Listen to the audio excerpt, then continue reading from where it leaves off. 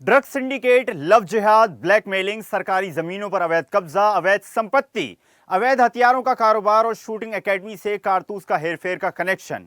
जी हां, हम बात कर रहे हैं राजधानी भोपाल के कुख्यात मछली गैंग की। मछली गैंग पर पुलिस प्रशासन की जांच और कार्रवाई का शिकंजा लगातार कसा हुआ है। जैसे जैसे जांच आगे बढ़ रही है, लगातार कई बड़े खुलासे होते नजर आ रहे हैं। कई ऐसी बातें निकलकर सामने आई हैं जिनको जानकर आप भी चौंक जाएंगे कि आखिर राजधानी भोपाल में पुलिस प्रशासन की नाक के नीचे ऐसे माफिया लगातार पनपते रहे और उनको राजनीतिक संरक्षण भी लगातार मिलता रहा। हालांकि अब मछली परिवार के काले और अवैध साम्राज्य पर सरकार के निर्देश पर कानूनी शिकंजा लगातार कसा जा रहा है। मुख्यमंत्री डॉक्टर मोहन यादव के निर्देश के बाद अब मछली हो या मगरमच्छ, उनकी अवैध संपत्तियों को ध्वस्त किए जाने का सिलसिला लगातार जारी है। जिनके सदस्यों पर लव जिहाद और ड्रग्स सिंडिकेट चलाने के आरोप लगे, फिर भी चाहे ड्रग्स केस में शावर मछली हो, उनके भतीजे यासीन हो या फिर मछली परिवार का कोई अन्य सदस्य, बचेगा कोई भी नहीं। एमडी ड्रग्स, देसी पिस्टल और बंदूकों, यहां तक कि शूटिंग एकेडमी के कारतूस इन आरोपियों से बरामद किए गए। कुल मिलाकर मछली परिवार के चाचा भतीजे ना जाने कितने सदस्य, या यूं कहें पूरा मछली परिवार ही ड्रग्स तस्करी, रेप और ब्लैकमेलिंग के साथ ही हथियारों की तस्करी से जुड़े रहे। लेकिन अब जो निकलकर सामने आया है वो है शूटर्स के कारतूसों में हेरफेर का बड़ा मामला।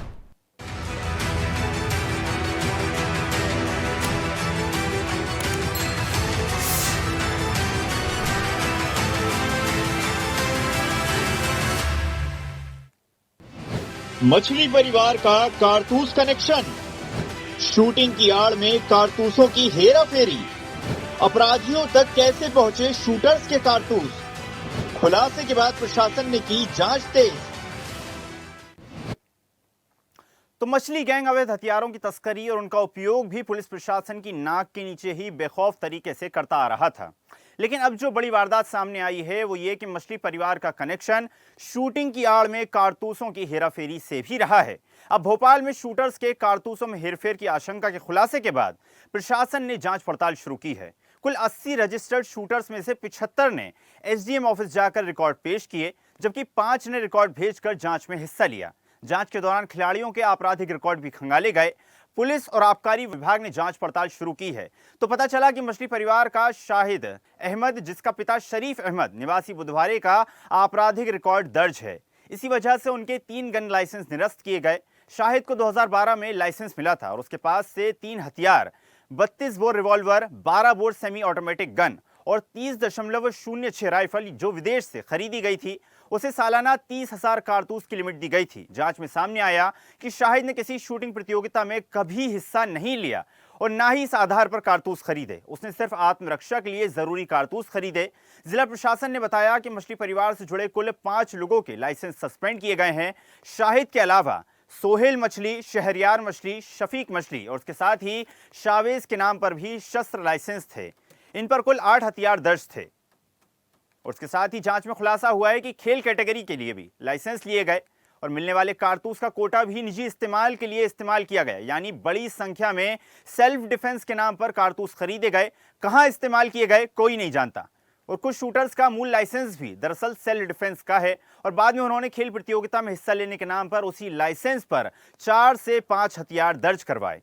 जांच में ऐसे शूटर्स भी सामने आए हैं जिन्होंने खेल प्रतियोगिताओं में हिस्सा तो लिया, लेकिन कब तक लाइसेंस पर कारतूस खरीदे जाने का कोई रिकॉर्ड प्राप्त नहीं हुआ। पुलिस और जिला प्रशासन ने शूटर्स द्वारा जमा कराए गए रिकॉर्ड की जांच पड़ताल शुरू की है। तो ये देखा जा रहा है कि किसने कब, कितने और कहां से कारतूस खरीदे और उनका इस्तेमाल कहां पर किया गया। इन रिकॉर्ड्स को विभागीय दस्तावेजों और अन्य एजेंसियों से मिले आंकड़ों से मिलाया जाएगा। यहां तक कि शूटर्स ने जिन रेंजों में कारतूस चलाने का दावा किया है वहां भी उनकी मौजूदगी की पुष्टि की जाएगी। तो चलिए ग्राफिक्स के जरिए समझते हैं कि मछली परिवार का कारोबार किस तरह लगातार पनपता जा रहा था। प्रशासन की नाक के नीचे ही अवैध हथियारों का जो कारोबार है वो लगातार बढ़ता जा रहा था। तो शूटिंग की आड़ में कारतूसों की हेराफेरी का इस सिलसिला लगातार जारी था। अपराधियों तक पहुंचे हैं शूटर्स के कारतूस, इस बात की पुष्टि हुई है और खुलासे के बाद प्रशासन ने जांच पड़ताल तेज कर दी है। और आपको बता दें कुल 80 रजिस्टर्ड शूटर्स में से 75 ने रिकॉर्ड पेश किए हैं। और जांच के दौरान खिलाड़ियों का आपराधिक रिकॉर्ड भी खंगाला जाएगा कि इस खिलाड़ी का कहां आपराधिक रिकॉर्ड है, इसकी पड़ताल की जाएगी। मछली परिवार का शाहिद अहमद पर आपराधिक रिकॉर्ड दर्ज है। इनके 3 गन लाइसेंस किए गए हैं निरस्त। शाहिद का 2012 में लाइसेंस निरस्त किया गया था। 3 हथियार जिनमें से 32 बोर रिवॉल्वर, 12 सेमीकंडक्टर, ऑटोमेटिक हथियार भी इनमें शामिल है। शाहिद के सालाना 30,000 कारतूस बरामद किए गए हैं। शाहिद ने किसी शूटिंग प्रतियोगिता में कभी हिस्सा नहीं लिया, तो बड़ा सवाल है कि आखिर शाहिद ने इन हथियारों का और इन गोलियों का कहां पर इस्तेमाल किया। शाहिद के अलावा सोहेल, शहरियार, शफीक और शावेज के नाम भी शस्त्र लाइसेंस है। खेल कैटेगरी में मिलने वाले कारतूस का कोटा निजी इस्तेमाल में उपयोग किया गया और वो कहां इस्तेमाल किया गया, ये बड़ा सवाल है।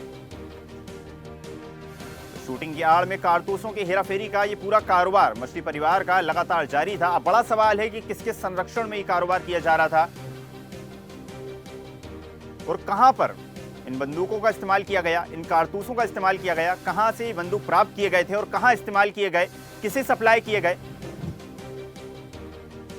तो मछली परिवार का कारतूस कनेक्शन अब लगातार खुलता जा रहा है। बड़ा खुलासा है जिसमें अब मछली परिवार के अवैध हथियारों का कच्चा चिट्ठा सामने आ चुका है।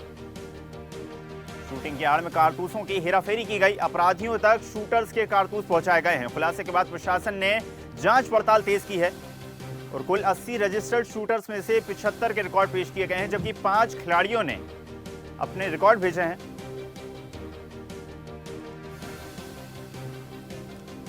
तो मछली परिवार का शाहिद अहमद पर आपराधिक रिकॉर्ड पहले से दर्ज है। उनके 3 गन लाइसेंस किए गए हैं निरस्त। शाहिद का 2012 का लाइसेंस है और उसके साथ ही 3 हथियार, जिनमें ऑटोमेटिक और सेमी ऑटोमेटिक हथियार भी शामिल हैं। ऑटोमेटिक हथियार वो होते हैं जिनमें गोलियां बार बार भरना नहीं पड़ती, एक बार में ही सारी गोलियां रिफिल की जाती हैं। तो राजधानी भोपाल में कुख्यात मछली गैंग पर कानून का शिकंजा लगातार कसा हुआ है। पुलिस और प्रशासन अपनी कार्रवाई लगातार करते हुए नजर आ रहे हैं, लेकिन इनके बॉस या मास्टरमाइंड तक पहुंच अभी होना बाकी है। दरअसल बीते 35 सालों से ये गैंग मंत्री अफसरों की छत्र छाया में फल फूल रहा था, लेकिन अब मुख्यमंत्री डॉक्टर मोहन यादव ने कार्रवाई कर 150 करोड़ से अधिक की अवैध संपत्तियां जमींदोज कर दी हैं।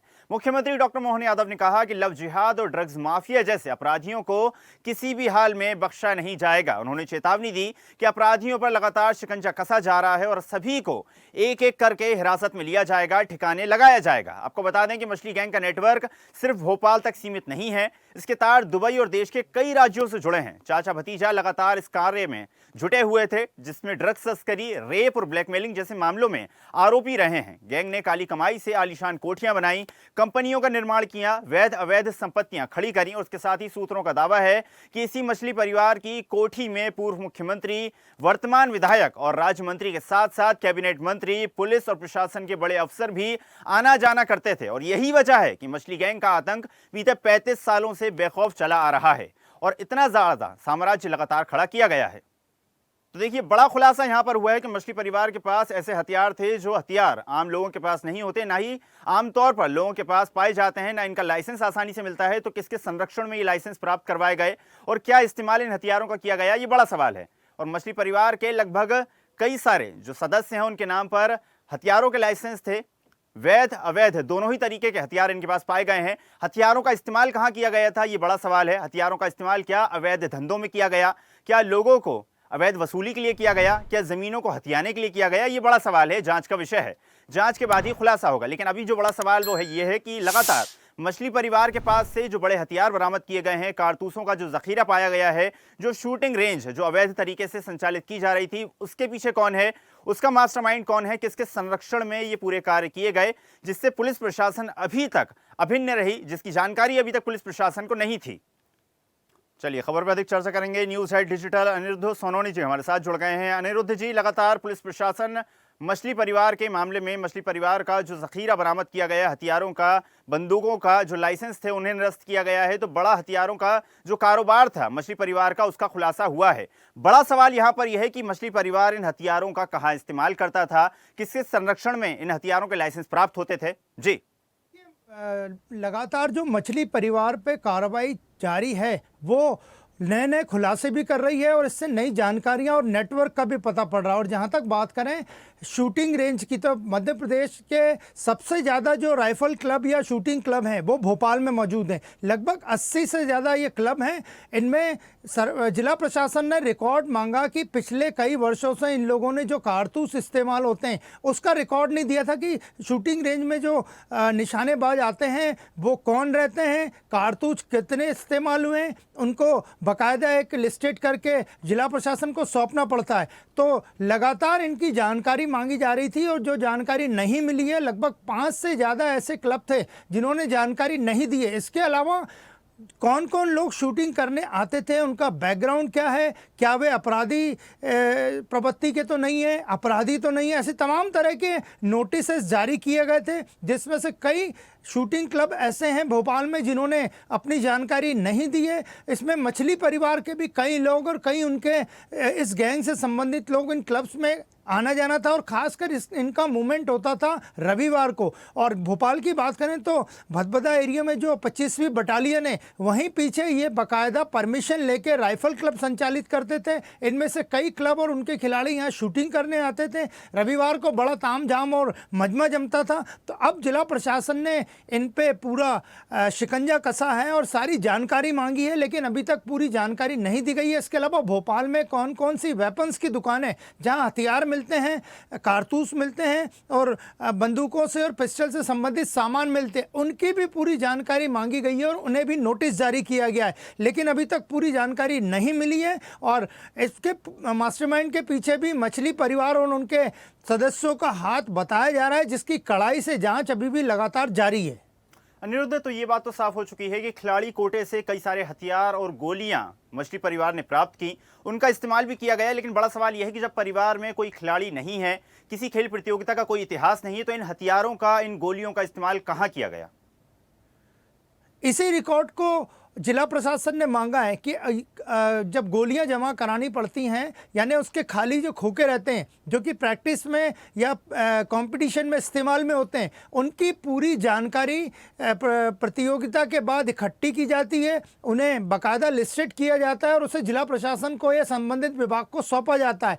ऐसा कुछ नहीं था। और जहां तक बात करें तो शारिक मछली का कहना है कि उनके परिवार के पास जितने भी वेपन्स हैं वो सब लाइसेंसी वेपन्स है। अब इसकी पूरी जांच की जा रही है। और इसके अलावा अगर बात करें तो राइफल क्लब में कई ऐसे लोग भी जाते थे जिनका राइफल क्लब से या शूटिंग से या खेल से कोई लेना देना ही नहीं था। उनके नाम पे भी बंदूकें रजिस्टर्ड हैं, वो असली हैं या नकली है, फर्जी कागज़ बने, इसकी पूरी अब जांच की जा रही है। और इस पूरे जो रैकेट मिला है, इसका पूरा जो संबंध बताया जा रहा है वो मछली गैंग से बताया जा रहा है। और शारिक मछली से जब हमने बात की तो उसका यही कहना था कि हमारे पास कुछ ही हथियार हैं, क्योंकि हमारा मछली का काम था, डैम्स आदि पर सुरक्षा व्यवस्था करनी पड़ती है, इसलिए हमने लाइसेंस से हथियार लिए और जितने भी लाइसेंस हथियार लिए वो सब नियम कानून के तहत ही लिए गए।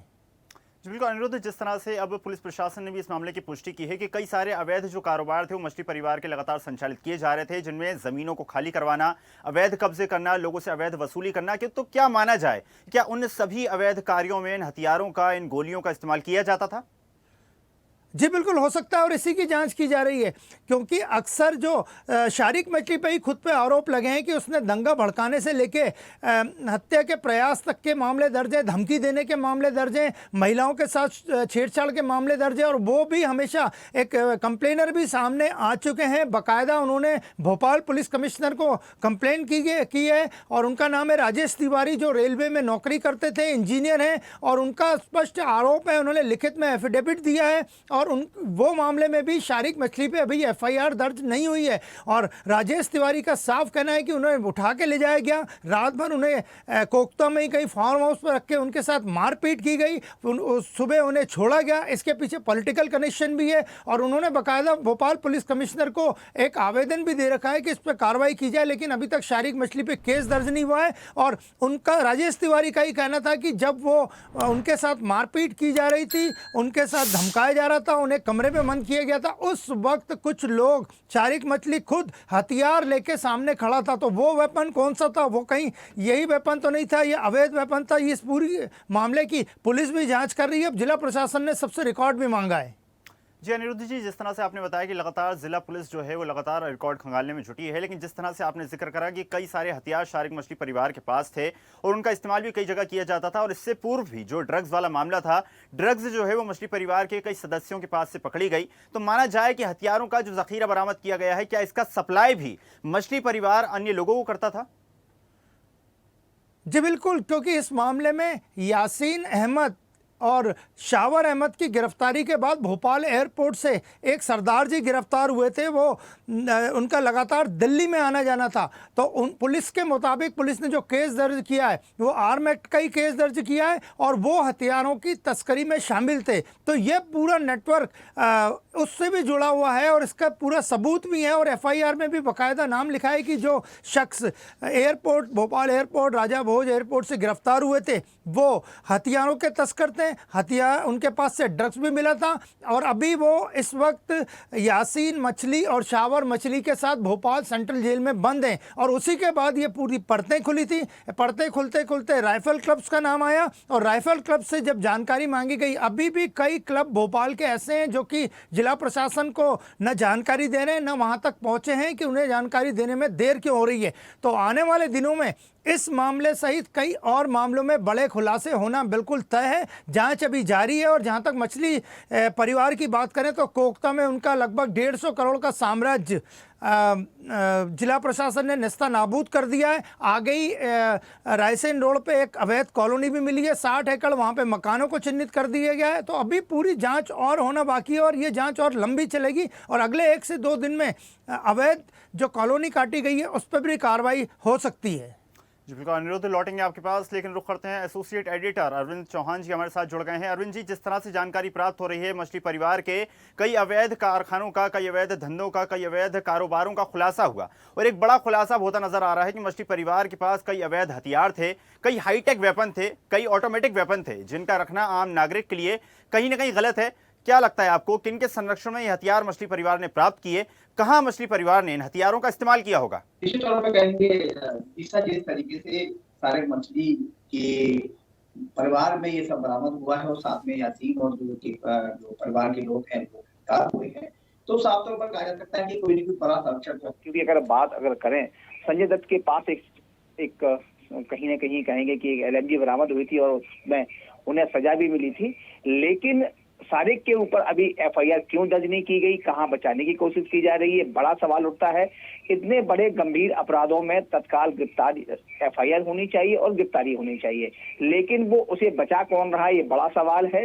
और इसी के चलते कहीं सारिक मछली इस समय शहर से बाहर है और उसके जो गुर्गे हैं वो बराबर जो शिकायतकर्ता लोग हैं। अरविंद जी, सुन पा रहे हैं आप?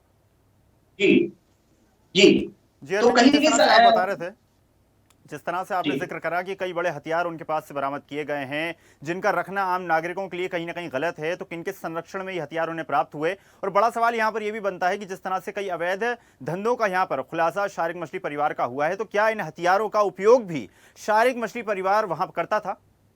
देखिए, ये हथियारों का उपयोग डराने धमकाने के लिए किया जाता है, क्योंकि जिस तरीके से मछली परिवार ने अपना एक अलग आशियाना बना लिया था कोकता में, जिस तरीके से इतना बड़ा पूरा शासकीय जमीन पर कब्जा करने के बाद वो वहां पर पूरा घर बनाया और लगभग हजारों लोगों को वहां आशियाना दिया, तो साफ तौर पर ये माना जा सकता था कि उसने एक अलग दुनिया बसाने की कोशिश की थी। वहीं के बगल में जो डैम है वहां पर लगभग पिछले 20 से 25 सालों से सारी मछली अवैध तरीके से वहां पर मछली पकड़ने का काम कर रहा है, जिससे कि जो उसकी आमदनी है वो लाखों रुपए प्रतिदिन की आमदनी है। और यही वजह है कि लोग कुछ बोलते नहीं थे और जो उसके आसपास के लोग हैं उसकी वो मदद करता था कि उसकी अपनी एक गैंग हुआ करती थी। वो गैंग का खुलासा तब हुआ जब बीच में लव जिहाद के मामले में इसके यहाँ जो फार्म हाउस बने हुए हैं उसमें युवक गए, लड़कियों को लेके गए, छोटी बच्चियों, भोली वाली बच्चियों को लेके जब वहां गए तो और वहां पर सीसीटीवी के माध्यम से उनके पूरे फुटेज बनाए गए। जब वो वायरल हुए, बाहर आए और उनका जब शोषण होना शुरू हुआ, ये ऐसी पता नहीं अन्य कितनी लड़कियां होंगी, कितनी बच्चियां होंगी जिनके साथ ये दुष्कर्म किया गया होगा, लेकिन कुछ जो हिम्मत दिखाई और हिम्मत दिखाने के बाद ये सब पूरा मामला आया, तो तब उसकी गिरफ्तारी हुई। गिरफ्तारी के बाद अभी भी साकिब मछली के ऊपर एफआईआर नहीं हुई। सबसे बड़ा सवाल ये है, इसके बावजूद आप देखेंगे जो उसके वीडियो फुटेज यहाँ पर आ रहे हैं सोशल मीडिया पे जो डले हुए हैं, उसके हाथों में वो हथियार हैं जो आम नागरिक के को छूना तो बहुत बड़ी बात है, उसे देखना गुनाह की श्रेणी में आता है। आप देखेंगे एलएमजी जैसी इंसास राइफल लिए वो घूम रहा है, बैठा हुआ है, फायरिंग कर रहा है, तो ये पुलिस को क्या दिखाई नहीं देता? ये कहीं की साफ तौर पर कोई भी बड़ा राजनीतिक संरक्षण उसे प्राप्त है जो राजनीतिक रूप से मजबूत भी होगा और सारे मछली को बचाने का प्रयास कर रहा है। जी, लौटूंगा आपके पास। हमारे पास इस पूरे मामले में शिकायतकर्ता अभिषेक जैन जी हमारे साथ जुड़ गए हैं। अभिषेक जी, बहुत बहुत स्वागत है आपका स्वदेश न्यूज में। और जिस तरह से आपने इस पूरे मामले में हिम्मत दिखाई है, शिकायत की है और लगातार पुलिस प्रशासन भी इस पूरे मामले पर अब संज्ञानरत है, कार्रवाई लगातार जारी है, क्या जानकारी है आपकी इस पूरे मामले पर? मेरा प्रशासन से भी यही निवेदन है कि अभी जो मैंने जी अभिषेक जी, तो सुना आपने किस प्रकार से अवैध धंधों का जो कारोबार था मछली परिवार का, वो कहीं ना कहीं इन हथियारों के ही दम पर लगातार जारी था। ऐसे हथियार जो किसी आम नागरिक को देखने को भी नसीब नहीं है, जो एक आम नागरिक देख भी नहीं सकता, वो हथियार इस मछली परिवार के घर पर मौजूद थे। उनका इस्तेमाल किया जाता था, कहाँ इस्तेमाल किया जा रहा था और किस किस संरक्षण में ये हथियार मुहैया करवाए गए, लाइसेंस प्राप्त किए गए, एक बड़ा सवाल है। पुलिस की नाक के नीचे ही लगातार ये हथियारों का जखीरा मछली परिवार के घर पर मौजूद था, उनके ठिकानों पर रखा गया था और उनका इस्तेमाल भी लगातार किया जा रहा था। अब जांच का विषय है कि इतना बड़ा अथसाह, इतने भारी भरकम हथियार मछली परिवार को किस प्रकार मुहैया करवाए गए और मछली परिवार ने किस किस संरक्षण में इन हथियारों को लेकर कहां इस्तेमाल किए। तो मछली गैंग में आपको बता दें, सोहेल शहरयार, शफीक, शाहिद और शावेज भी शामिल हैं, जो यौन शोषण, अपहरण, मादक पदार्थों की तस्करी और ब्लैकमेलिंग समेत कई गंभीर अपराधों को अंजाम देते थे। और जाहिर सी बात है, इतने गंभीर अपराधों को इन असलहे के दम पर ही अंजाम दिया जाता है। एक बार फिर रुख करते हैं, शिकायतकर्ता अभिषेक जैन जी हमारे साथ जुड़ गए हैं। अभिषेक जी, इस पूरे मामले में आपने हिम्मत दिखाई है, शिकायत की है, लगातार पुलिस पूरे मामले पर संज्ञानरत है जी। मैं प्रशासन से अब भी यही मांग करता हूं कि जल्द से जल्द सारिक मछली के ऊपर जल्द से जल्द FIR हो। इस पूरे मामले में कहीं ना कहीं वो बचते हुए नजर आ रहा है। प्रशासन से मैं अपील कर रहा हूं, मुख्यमंत्री जी से अपील कर रहा हूं कि सारिक पर अब तक कोई भी FIR, इतने पीड़ित सामने आए हैं पर अभी तक कोई FIR दर्ज नहीं हुई है, तो जल्द से जल्द उस पर FIR दर्ज हो। भोपाल के सांसद आलोक जी शर्मा बोल रहे हैं कि सारिक पे तो फांसी पर लटका देना चाहिए। तो जब तक उस व्यक्ति के ऊपर फांसी FIR नहीं होगी, जब तक फांसी किस उस पर न्यायालय देगा। जी बिल्कुल अभिषेक जी, जिस तरह से आपने बताया कि अभी तक FIR दर्ज नहीं की गई है, इतने संगीन अपराधों के बावजूद भी अगर उन पर FIR दर्ज नहीं की गई तो बड़ा सवाल ये खड़ा होता है कि आखिर क्या कारण है, क्या मजबूरियां हैं प्रशासन के सामने, पुलिस के सामने? कहीं ना कहीं प्रशासन भी किसी के दबाव में अब तक काम तो कर रहा है, नहीं तो प्रशासन ऐसा हो नहीं सकता कि इतनी बड़ी बड़ी जानकारियां प्रशासन को लग रही हैं। जब नॉर्मल व्यक्ति, एक आम इंसान को इतनी बड़ी बड़ी घटनाएं मछली परिवार की पता है, तो क्या प्रशासन को इन सब चीजों की जानकारी नहीं होगी क्या? तो मैं तो कहना चाहता हूं कि एक भोपाल में एक कांड हुआ था, सौरभ शर्मा कांड, महाकांड, जो केस कांड हुआ था। ये 9 भाई हैं, अगर इनकी जांच करवा ली जाए, अभी सारिक मछली परिवार में 9 भाई हैं, अगर इनकी जांच करवा ली जाए तो मैं निश्चित तौर पर कहता हूँ वो कांड भी बहुत पीछे छूट जाएगा। इनके पास इतनी संपत्ति, इतनी अपार धन संपत्तियां अभी भी मौजूद हैं। अभिषेक जी, बड़ा सवाल यहाँ पर ये खड़ा होता है, क्या कहना चाहेंगे आप, किनका, चलिए, कहीं ना कहीं किसी न किसी एक व्यक्ति का संरक्षण तो इनको प्राप्त है, जो अब तक इसके ऊपर FIR दर्ज नहीं हो पा रही है। मैं लगातार मांग कर रहा हूँ, मैं स्वयं दिल्ली तक जाऊंगा, प्रधानमंत्री जी से मिलने की कोशिश करूंगा कि इस पे जल्द से जल्द FIR हो और कानून से कहीं ना कहीं ये बचते हुए नजर अभी तक आ रहा है। जी बिल्कुल अभिषेक जी, बहुत बहुत धन्यवाद आपका जुड़ने के लिए और जानकारी साझा करने के लिए। तो जिस तरह से आपने सुना कि लगातार यहाँ पर संरक्षण मछली परिवार को प्राप्त है और उसी संरक्षण के आधार पर, उसी संरक्षण के बैनर तले लगातार जो मछली परिवार है इतनी बड़ी वारदातों को अंजाम दे रहा है, इतने बड़े असलहे के साथ राजधानी में अपना खौफ फैलाने की कोशिश कर रहा है। लेकिन जिस तरह से आपने बताया, जिस तरह से हमने जानकारी प्राप्त की कि मध्य प्रदेश की जो मोहन यादव सरकार है वो लगातार मछली हो या मगरमच्छ सभी पर कार्रवाई करेगी, किसी को भी पनपने नहीं दिया जाएगा। आप सभी अतिथियों का बहुत बहुत धन्यवाद जुड़ने के लिए और जानकारी साझा करने के लिए। इस खास पेशकश में फिलहाल इतना ही। आप बने रहिए स्वदेश न्यूज के साथ। नमस्कार। देखते रहिए स्वदेश न्यूज। अगर आप इस वीडियो को सोशल मीडिया हैंडल फेसबुक या इंस्टाग्राम पर देख रहे हैं तो हमें फॉलो करें, अगर यूट्यूब पर देख रहे हैं तो सब्सक्राइब करें और बेल आइकन दबाना ना भूलें।